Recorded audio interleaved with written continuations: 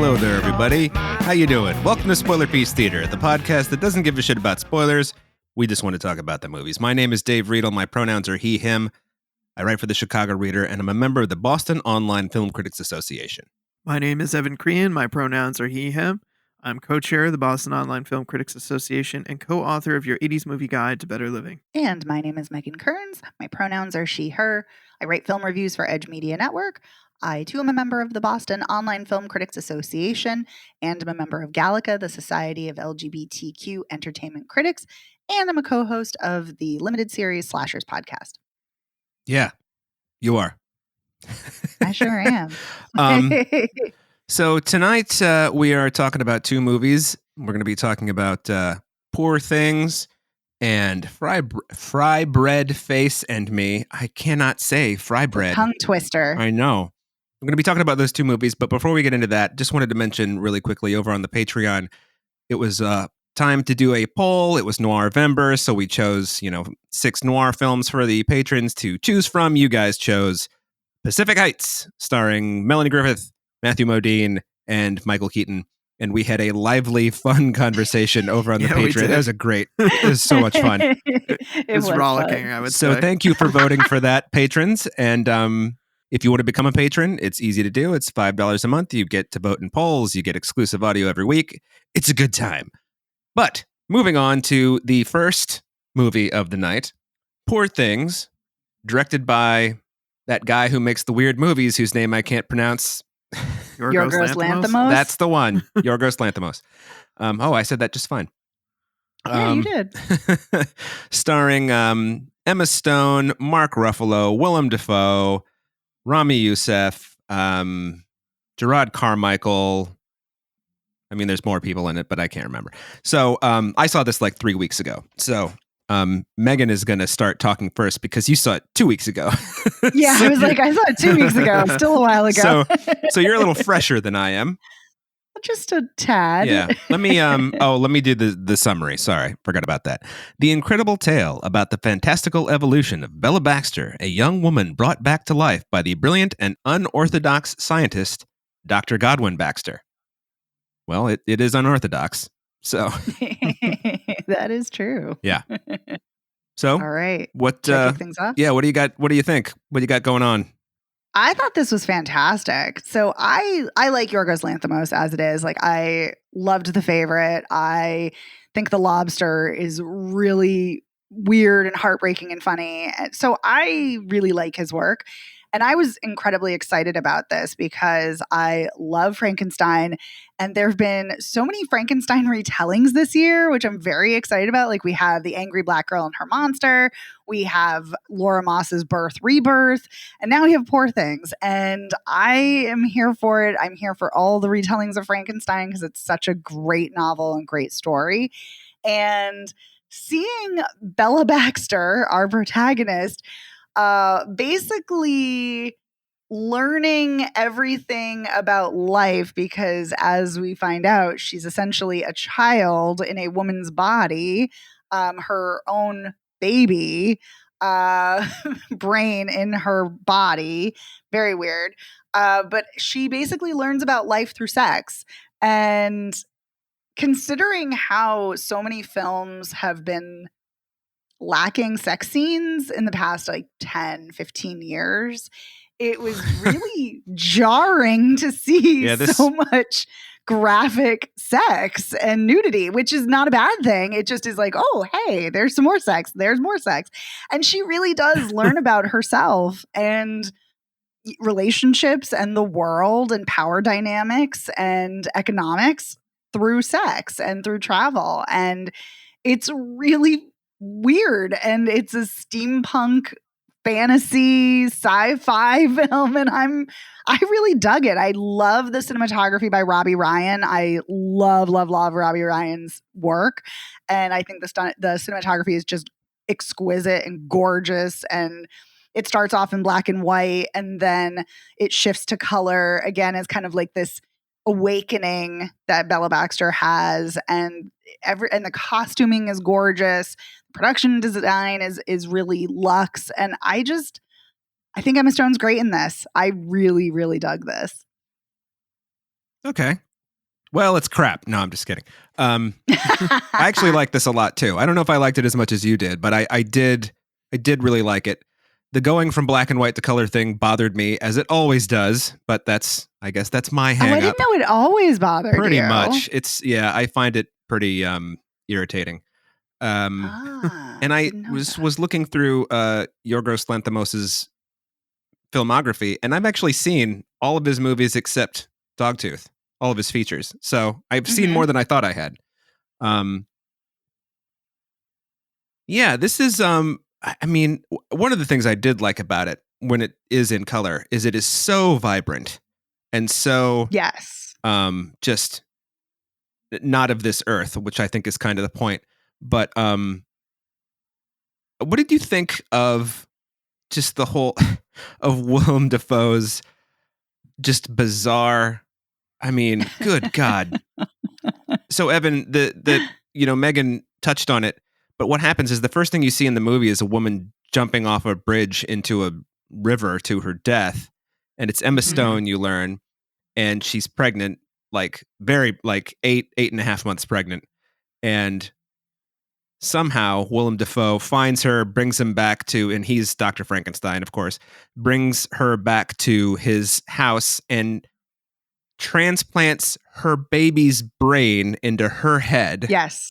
And so she is essentially an infant, and she has to. Yes. Yeah. At first, I was like, "What the hell?" And then it gets explained. It's like, oh, okay, it makes. I mean, it doesn't make sense, but it makes sense. Does it start with her like crying and like? No, you meet her when she's like probably a toddler. Right? Yeah, it starts with her like having to like learn how to walk properly and she doesn't like eat properly. Like she's very like messy and like rigid, but it doesn't seem like it's because she's a child. It seems like it's because it's a new body. Like it. So it's not entirely clear that she's a child until that's revealed later. Yeah. And her language like becomes more fluid and not so like choppy as she grows older and learns more. But it doesn't feel like a child. Right. It just, I mean, yeah. Doesn't feel like a child. That's true. So you don't immediately know that, which is just adding to the weirdness. Yeah. And then Willem Dafoe's, you learn almost immediately, but then just it's revealed over the course of the film. His father was a doctor and did medical experiments on him because he, wanted to push the edges of science or something. I don't remember what the explanation is. But basically, the things that he did to him, just every time he reveals something else, it's even more horrible. And I'm making this one up, but it's like, it may as well be like, well, he took my spleen and pulled it out through my ear. It's like shit like that. Yeah. It's crazy. No, he talks about like his testicles being like burned off or something, like something just like brutal and torturous. Yeah. So it's awful. Yeah. Which is kind of interesting because his face is all scarred. So even though he is Dr. Frankenstein, it's also kind of like he's Frankenstein's monster at the same time. It's so fascinating, like the visuals of it. It's an interesting choice. Yeah. And I think that Emma Stone is great. I've never seen her do anything like this. And she's very good at it. But I think the performance of the movie is Mark Ruffalo. I mean, he's just... He's so just such a campy, weird, batshit fucking character, and he just goes at 100% the entire time. He does. He goes for it. Yeah, Evan. He's this attorney that Willem Dafoe is hired to make up. What is the contract that he's making up? I don't even remember. Oh God, I forgot. So anyway, That's but he's terrible. over at Baxter's house to deliver this contract to him. Isn't it the marriage contract or something? It's something like she's that. Gonna marry the other doctor, right? Yeah, Rami Youssef, and yes. So I don't know where he gets this idea, but he's kind of a rake, and he fancies himself a ladies' man. And he just finds her and decides he's going to whisk her away to Portugal and have this affair with her. And that's what he does, except as it turns out, she is more he can't control sexually her. voracious. Well, she is more sexually voracious than he is. and very independent. And so she like leaves the hotel where they're staying a few times and wanders around and, meets all kinds of people and sees all kinds of things. And it just as the course of the movie goes on, and I was actually kind of surprised by how much he's in it. I didn't know that he was like the second lead basically for most of the movie. Yeah. So he just becomes more and more unhinged at her behavior because he can't control her, and it's just he ends up institutionalized. And that's the more he wants her, right? Yeah, but it's the more he wants her as she becomes like more independent, and yes, he becomes institutionalized at the end. Yeah. Oh. And of course, we do eventually find her. I can't remember what her name was before. Bella Baxter. No, Bella. Before. Yeah. Victoria. Right. Victoria's husband finds her and brings her to his palatial estate. Ooh, and it turns out he's a fucking rotten bastard who just likes to torture his staff. And apparently she used to when she had a different brain. She, according to him, right? He's an unreliable narrator. Yes, exactly. Yeah, I don't buy it. I think she was probably, and like maybe she went along with it, like ha ha ha, just so he wouldn't be abusive to her. But the fact that she committed suicide rather than be with him and have a child by him, that's it does pretty say telling. a lot. That's true. Yeah. And that whole sequence is kind of darkly funny because he's trying to keep her there, and they're talking about GM, basically. Suss that up for yourself. And how does she escape? I don't even remember. She shoots him in the foot with his own gun. Yes. That's it. Yes, it's amazing. Yeah. So I was like, they battle. I know they fight. Right. Yeah, and then they take his brain and get rid of it and put a goat's brain in his head. Yeah. That happens off screen, thankfully. But you do see the aftermath. And we have forgotten to mention, which is disturbing. Right. We've forgotten to mention that Dr. Baxter also tries to do the same experiment that he did with Bella with Margaret Qualley. Yes. And it's not nearly as successful, I gathered. No, and he doesn't like her the way he likes Bella. And so he's rather cruel to her, like emotionally, not physically, but like emotionally, insensitive and cruel to her. Yeah. Which is awful.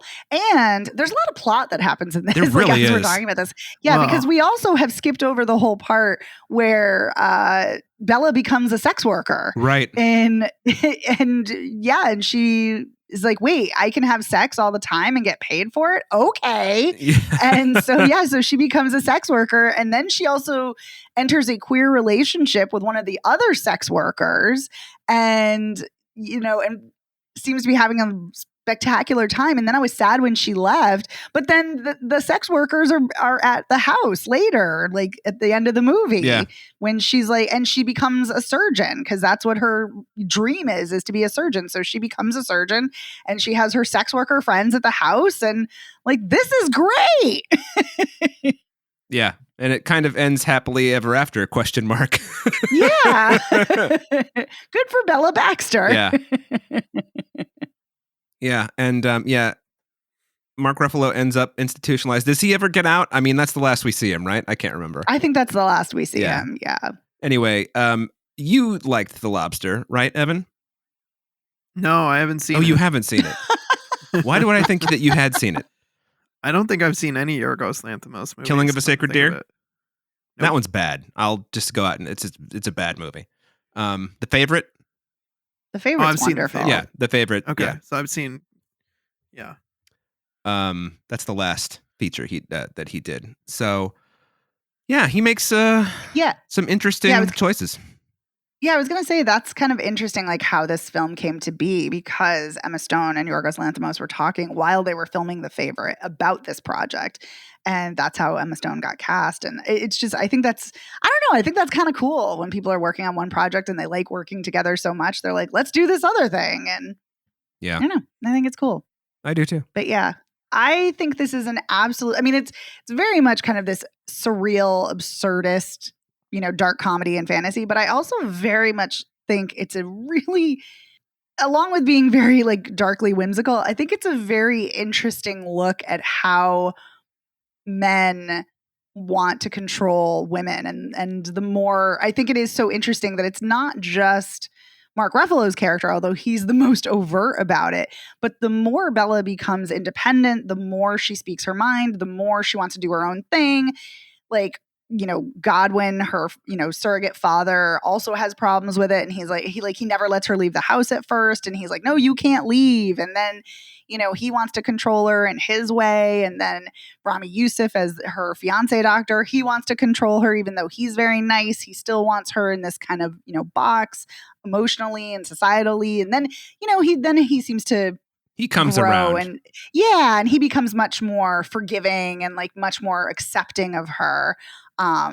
Which I think is a really interesting conversation she has with Mark Ruffalo. And she's like, I don't know what I ever saw in you. Cause she's like, I clearly need someone who's more kind and accepting because I make mistakes and I'm learning things. And, cause like Mark Ruffalo is so disgusted that she becomes a sex worker but steals her money. Right. Has no problem stealing her money. Hypocrite. But I think this is just a really interesting look at patriarchy and how men are controlling of women, and is especially like when they rebel, or especially when they're independent or go against their vision of what they should be. So I think it's doing some really interesting things, and it's a real visual feast, for the eyes. And I just really dug this. It's so weird. I love it. I love how weird this movie is. Truly, it's weird. I mean, it's weird. I mean, The Lobster's weird, but it's very weird. But it's a different kind of weird. Yes. The Lobster is more like cringy than this, I feel like. Yeah, like awkward, cringy. Yes, definitely. Yeah. And I feel like The Favorite is actually relatively mainstream. Nay? More so, probably like the more mainstream film of his. Yeah, but it's still, I don't know, it's still got some weirdness too. It does. Not as overt. But when you compare it to this or The Lobster. Yeah, no, it seems very tame in comparison and very, very mainstream.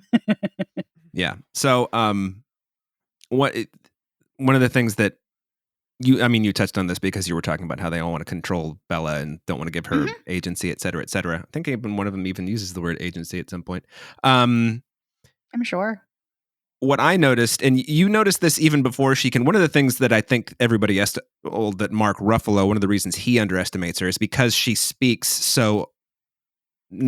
she speaks unusually at first. Right. Right. And you don't realize that just her brain's like catching up with everything. But then as the course of the movie goes on, you realize, oh, not only is she now like an adult, but she's actually smarter than everybody else. So they also don't know she's incredibly intelligent. They don't know what to do with that, Right. Yeah. Well, he very much treats her like a doll in the beginning. And I think he even calls her a beautiful doll, or someone calls her a beautiful doll in the film. And what I like is also, in addition to her clearly becoming more intelligent and becoming more interested in like politics and literature and reading, what I also like is how she expresses herself through her clothes. And like she wears these outfits that I'm like watching and I'm like, this would never pass in Victorian society, because she's wearing like a slip of a skirt that's see-through with like no pants underneath her, slip. And it's just, I don't know, it's just kind of funny like how she picks her clothing and like how she expresses herself through clothing, and things look a little off but kind of intriguing. I don't know. I think it's great. Yeah. I had a good time with it. I don't know if it's an Evan movie, but it sounds a little out there for me. But I don't know. I think it's good enough. It's also long. So it's, I kind of felt its length. That's what she said. Ew. I know. Just I fucking, what's his name? Steve Carell jumped into my head when I said that. No, I kind of felt it at the end when her I don't want to call him ex-husband because it's such an unusual circumstance. But Christopher Abbott? Yeah. Like her previous life's husband? Her previous, Victoria. that's a good way to put it. I kind of felt like I was really not expecting that. It felt almost like a coda to me. And so at that point, which is, I don't know, right around the 2-hour mark, because she's not there very long. They kind of, she kind of gets in there and they resolve it pretty quickly. And then, it ends with that scene where they're all in the garden and you see what happens when a man has a goat brain. God, it should be horrifying, but it was pretty funny. It is horrifying on paper, but. Yeah, I found it horrifying. Yeah. Well, then. But not that he didn't deserve it. What I felt more horrified by is the poor goat. Yeah. That's what I felt bad about. But anyway. They didn't put his brain in the goat, did they? Yeah, I thought they did. Oh, did they? I don't remember. Yeah. Well, what about That's what I thought. Either way, the goat is like essentially either living in his horrible body or is dead. Right. So either way, it's awful. Yes. And we also forgot to mention that there is just these other animals that have been. Yes. It's like the island of Dr. Moreau. Yes, there you go. Yes, like a duck put on, like a dog, or like a chicken head put on. I can't remember. But but all these animals are like mismatched. Right. Well, the first time I saw it, I wasn't even sure what I saw. I was like, wait, is that a dog? Fair. What the hell? And I think there's one that definitely has a dog's head, and I want to say a chicken's body, but I don't remember. It does. Yeah, no, you're right. But they all just kind of act, they're just kind of there in the background. They're not really doing anything. It's just sort of like this doctor's also out of his mind in his own way. So, yeah. I don't know. I don't know if that's much better than, forget it. I don't want to talk about what his father did to him because it's so awful. No, it's horrible. I don't know if this is what you're getting at, but I think I'm glad you actually mentioned it because it reminds me of something that was kind of disconcerting about the film, and not like a knock on the film, but it kind of is making this underlying commentary about experimentation and like vivisection and just it's really horrifying and disturbing in and of itself. And then you see these visual results that are kind of monstrosities. So I think it's kind of interesting that Bella doesn't want to do those kinds of experiments. Like she wants to be a surgeon, but we don't see her doing those kinds of experiments. Although of course there is the goat brain. So I guess she is continuing the legacy, but I digress. Yeah.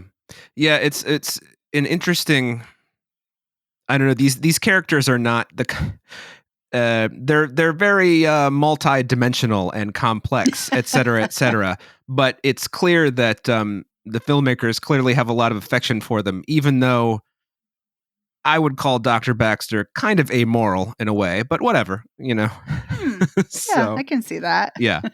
If I recall correctly, Emma Stone, before she became Bella, after she was retrieved from the river, she was still living, was she not? Obviously, she was still living, but he could have. No, when she was retrieved from the water, she was dead. She was brain dead? Okay. No, well, she was her body. I don't know about her brain being brain dead, but yeah, she was dead because he says that the water, the temperature of the water preserved you perfectly. Oh, is that what it was? So, okay. Yeah. I had remembered, and I guess incorrectly, that he had just kind of let her continue dying and then gotten the infant's brain and put it in her head. But if that's what happened, I don't remember, but you could be correct. Yeah. But from what I remember, the body was perfectly preserved from the cold. Okay. Well, now we're getting into the minutia. So anyway, we are there. But again, there's a lot of plot. There's a lot of themes. It's a lot. Like it's a lot to unpack and a lot. So I know it feels like we're kind of getting into the weeds, but there's a lot going on. Yeah. But anyway, that's unless you have anything else to say. Do you have anything else to add? No? No, I think we covered it. Okay. That is Poor Things. So now moving on, the second movie of the night, we have Frybread, Face and Me. Frybread is a character or a nickname for a character. And so let me just get this up here. This is written and directed by Billy Luther. And here's your summary. Two adolescent Navajo cousins from different worlds bond during a summer herding sheep on their grandmother's ranch in Arizona while learning more about their family's past and themselves. That is all accurate. Mm-hmm. Wow, got a bunch of accurate descriptions lately. Not maybe the most defined, but overall, broadly accurate. Our main character, whose name is already Benny, is he's sitting in a diner with Dad, and Dad says they had plans to go to a Fleetwood Mac concert that summer, but Stevie Nicks is a witch, and instead you're going off to live with your grandma for the summer. I'm sorry. I don't know why the Stevie Nicks is a witch made me laugh in the movie. Yeah. I don't even know if the dad believes all that, but I was going to say, I think a lot of people would agree that Stevie Nicks is a witch. I mean, anyone seen the Coven season of American Horror Story? Big Stevie Yes, Nicks I did. fans there. Oh, I no. mean, she's not haven't. an actual witch. She just No, likes I to know. dress in witchy clothing. Yeah. Yeah. Definitely. People don't see it as a knock. That's for sure.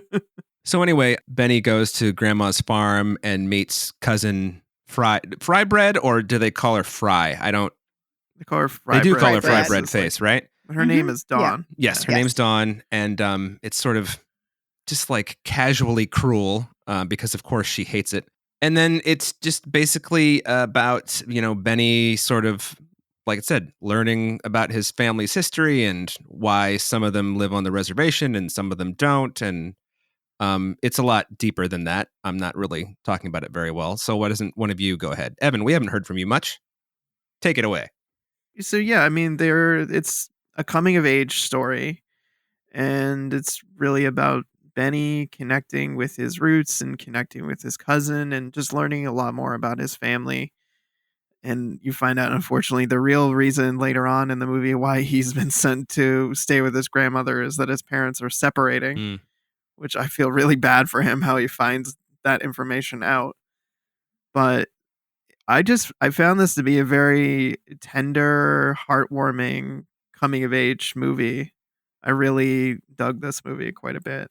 I liked seeing Benny get to know his family and to learn more about them, especially his grandmother, who is just really, really sweet and loving and caring. And just Yes. watching him develop this relationship with her, especially given that she speaks Navajo and he doesn't. And so he's not understanding anything that she's saying specifically, but you can tell there are many scenes where he understands the intent of what she's saying or the emotion that's behind it, while we as the audience are getting to kind of read the subtitles. I thought that was a really interesting touch for us. It's like we're let in on this secret life that he is part of, but also not part of at the same time. And so I really liked that aspect of the movie, getting to know what the grandmother is saying to him, even if he doesn't necessarily figure it out. I'm trying to think I don't know. This was just a really like heartwarming movie, and it's kind of like slight and slow in places, but I didn't see that as like a bad thing. It was just kind of like this is what you would kind of expect the vibe to be if you're staying on like kind of like a remote, ranch during the summer, kind of like lazy summer days where you've got to work on the farm, like patching the fence, herding sheep, going to the rodeo, which, oh my God, when his uncle gourd. fell off the Yeah. bull. And yeah, oh God, that looked like it hurt so, so much. Yeah. Well, he's in a wheelchair for the rest of the movie, right? Yeah. Yeah. I mean, he's a prick, but I liked when you got to see the kind of softer side of him. Unfortunately, it happens after his dog, Reba McEntire, is killed by the ice cream truck, which was super Reba sad. McEntire. Mhm. Yeah. Yeah. It's one of those things where it's an interesting character choice. He's such a prick, and they make an attempt to explain, basically this is not the life he wanted, and he's only tending these sheep because someone needed to, and he was the only one left. And Mhm. which, okay, I can understand why you would hate your life if that's not what you wanted to do, but it's not Benny's fault. Right. And no need to be a homophobic jerk, Yeah. Yeah. Mhm. Definitely. Megan, did you like that they only had Starman to watch on VHS, so they just watched Starman repeatedly? I loved that her doll is named Jeff Bridges. Her cobbled together Cabbage Patch doll. I love Yeah. that they watched Starman. I love that I could hear the score. And I mean, that's my favorite ending of probably any movie, or certainly one of my favorite endings. And I love that they're watching the ending a few times. And I like how the grandmother's like, this movie's stupid. Like, why is that white woman in the crater? Yeah. And which is kind of amazing, but I love that Dawn loves it so much, and I love that Benny, by the end is quoting along to it too, and it's just very sweet. Yeah, I agree. So I loved that, but I also agree with you, Evan. I think this is a lovely, sweet, charming film. I really loved the cinematography and how it really captures the beautiful glow of sunlight and the wide open space. I love the scenes with the grandmother, and you're right. You called the film tender or tenderhearted, and she has a very tender way about her. And I love the way she strokes his hair and talks about, the importance of hair and hair in memory, and, and which, is important to the Diné, also Navajo, as well as to so many indigenous tribes. And I loved that. I love how, like you, I love the subtitles, how at first there are no subtitles and then they're added later. So we get to have a sneak peek of what she's saying. And yeah, I loved Dawn and Benny's rapport. And I just really, another thing I loved, of my favorite scene, I loved their aunt who makes jewelry. Lucy? Yes, Yeah. I love her. She's so cool. And I love how she's talking with Dawn and doing her makeup and fixing her hair. And then meanwhile, Benny's putting on pink lipstick. And I kept bracing myself oh no. So one of them's going to make a comment oh no. And nobody does. And instead, Aunt Lucy starts painting his nails and touching up his lipstick. And I'm that's so sweet. I love that. And I love, that we're seeing that. And I love that he loves Stevie Nicks and he loves playing with his, action figures, which his dad and his uncle, called dolls. Oh, why are you playing with dolls? But they don't what even I look love like about dolls, I just want to add. No, they really do look like action figures. No, they do. But what I love is that I love that he's acting out soap opera storylines. Right, that's with them. Amazing. Yeah. One was pregnant and the other one had yes! to. Yeah.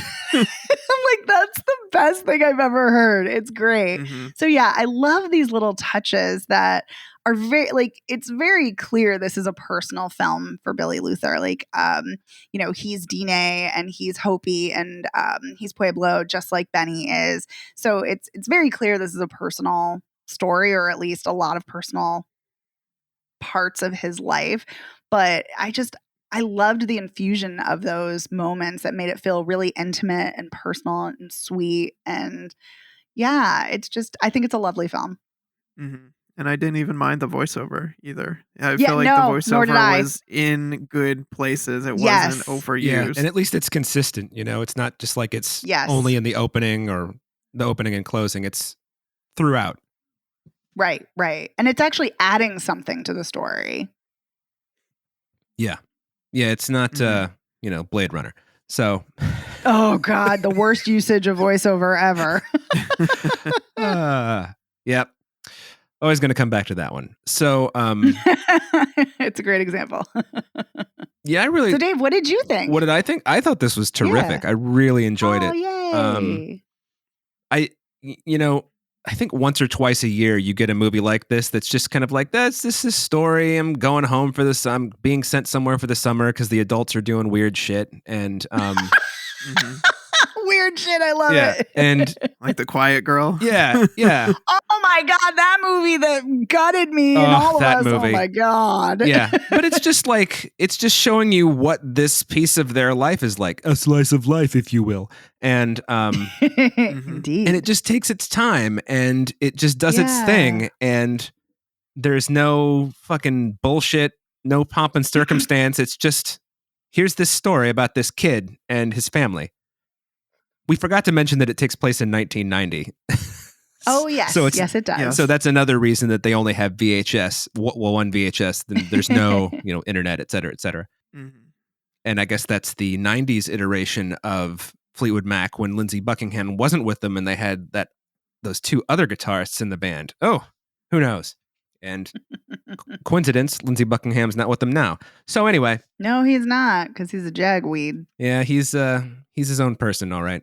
So anyway, yeah, I don't really have anything to add, but I really, really dug it. And I think the kid who plays Benny is really good. Yeah. Not so... I think... Go ahead. Oh, I'm sorry. I was just going to say, I think who plays Dawn is really good, too. Yeah, Dawn's good, too. I mean... I'm assuming Grandma Lorraine was good. No, she seemed great. She seemed, it's just a nice, just a nice presence more than anything that you can kind of feel. You can feel the history of their family in her, without it, hitting you over the head, and And you even, like we were saying earlier, you do get some insight into why Uncle Marvin is such a bastard, who comes to an early end, we learn later. Whoops. Yeah. But off screen. And there's that crazy scene when he's going nuts right after his accident, and Benny, I guess you would use the word stabs him in the back with a spoon. So one of the Oh yes. Jabs him jabs with it. him Yeah. with it. There you go. He'd earned that jab with Oh. the spoon, I think. I mean, he was being such a bastard. And then I just Mhm. like, though, that when before Benny does the jab with the spoon, Benny finally loses his mind and is like, screams, you guys think you know everything, but you don't know anything, because Dawn has just told Marvin that the reason Benny's there is because his parents split up. And they just kind of let him like have that moment to just scream. And then, of course, he jabs his uncle in the back with a spoon, but kind of changes the tone of things. But I don't know. It's just a lot of good character choices in this, I think, and a lot of breathing room, which is a funny thing to say about a movie that's 82 minutes long. That to me didn't feel. It felt like it was just the right length, Me too. So yeah, that's how I felt about it. Good stuff.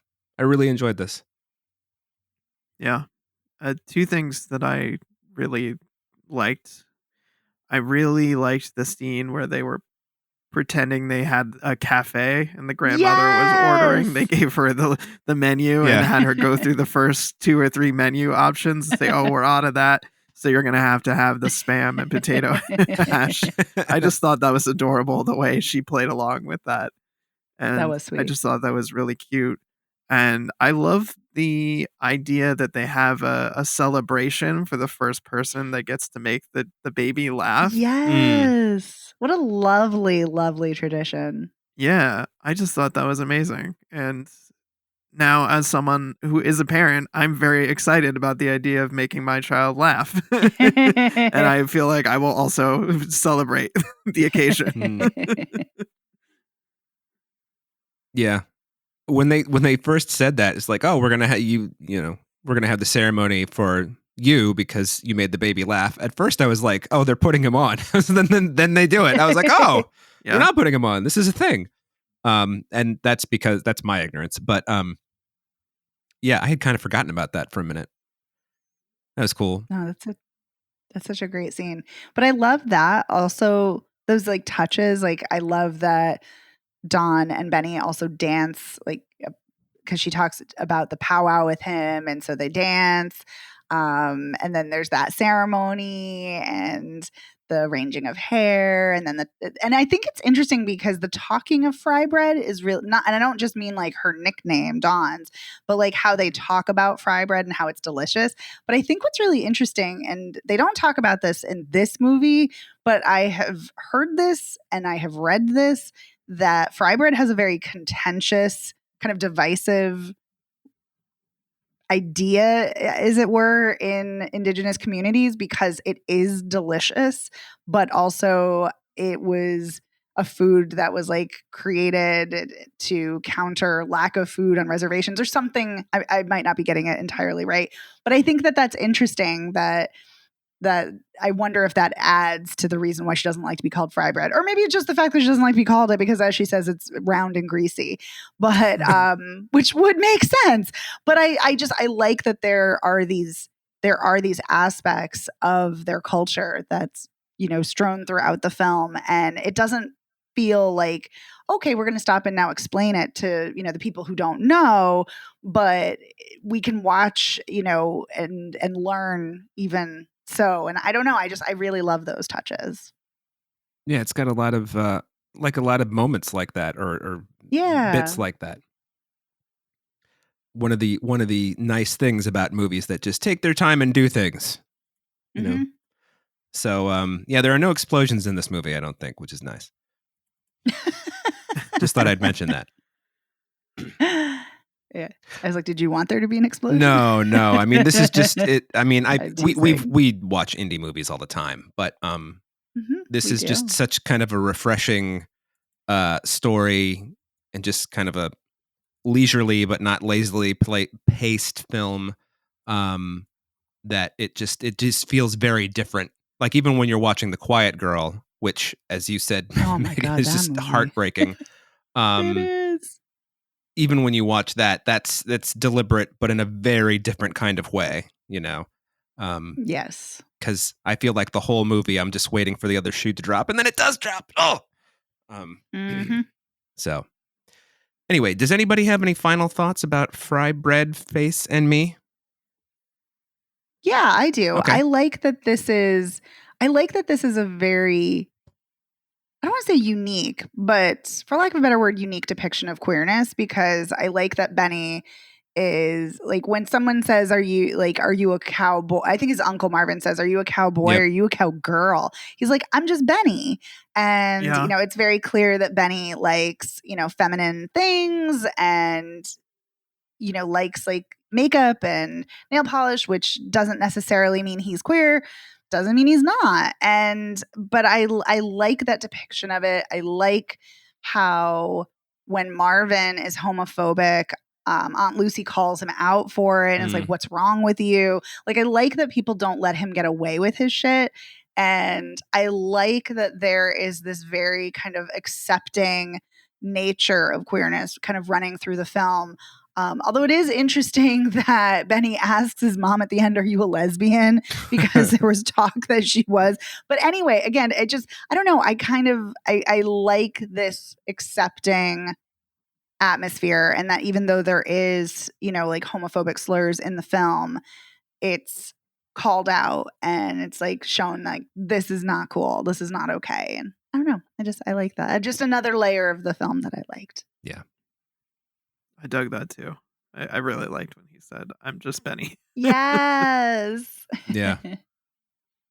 Yeah. I'm just going to say yeah again. So, well, when you two make a good point, then what can you say but yeah? So. Well, thanks, Dave. Okay. So, Evan, do you have any closing thoughts on Frybread, Face, and Me? No, I don't think so. Well, very good. Then that's Spoiler Piece Theater. Thank you very much for being with us again. We really appreciate it. Wanted to remind you that over on the Patreon, we talked about Pacific Heights. It's the movie you chose for us to watch as the result of a poll for Noirvember. It's a good time. If you're not a patron, please consider becoming one. And if you are a patron, don't miss it. We just like laugh through the whole thing. So anyway, Poor Things is out now, right? Or is it out next week? I can't remember. No, it's out December. Oh, it's out in December. That's right. You're right. This is one of those movies that we saw like a long time ago, and it's not coming to theaters until December. But but we're allowed to talk about it, blah, blah, blah, blah, blah. Anyway. And then Frybread Face will be streaming. And there you go. I want to thank our editor, Otto Clamor. Otto, thank you so much for making us sound great every week. Thanks, Otto. Thanks, Otto. You can find Spoiler Piece Theater anywhere you get podcasts. We have a website, spoilerpiece.com. You can check us out there. We're on social media. We're Spoiler Piece Theater on Facebook, and we're at Spoiler Piece on Twitter, Instagram, and Letterboxd, and Threads. You can email us if you want to get in touch. The email address is spoilerpiece@gmail.com. If you have seen Poor Things or want to see Poor Things, or if you get to see Frybread, Face, and Me, tell us what you think, or you can give us a call at 862-21-PEACE and let us know that Poor Things is actually gross because of the brain switching, whatever. I don't know. I couldn't think of anything else. If you like the show, please consider rating and reviewing us. You can go to ratethispodcast.com/spoilerpiece. You can rate us on Spotify, and I almost said Spopple. I don't know. Ooh. Not talking very well today. Or you can rate us on, it's because of the Frybread thing. Rate us on Spotify or Apple Podcasts. And if you really like the show, I already mentioned the Patreon, so I don't need to do that again. My name is Dave Riedel. I write for the Chicago Reader. I'm a member of the Boston Online Film Critics Association. You can find me on Twitter, Instagram, Letterboxd, and Blue Sky as Dave Sees Movies. And my name is Evan Crean. I am co-chair of the Boston Online Film Critics Association and co-author of your 80s Movie Guide to Better Living. You can follow me on Twitter, Instagram, Letterboxd, Blue Sky, and Threads as Real Recon, and that's real as in film reel. And my name is Megan Kearns. I write film reviews for Edge Media Network. I'm a co-host also of the Slashers podcast. I'm a member of BAFCA and Gallica. You can follow me on Twitter and Blue Sky at Opinion S World, or on Instagram and Letterboxd at The Opinion S. Thanks, everyone. See you next week. Bye. Thanks. Bye. Bye.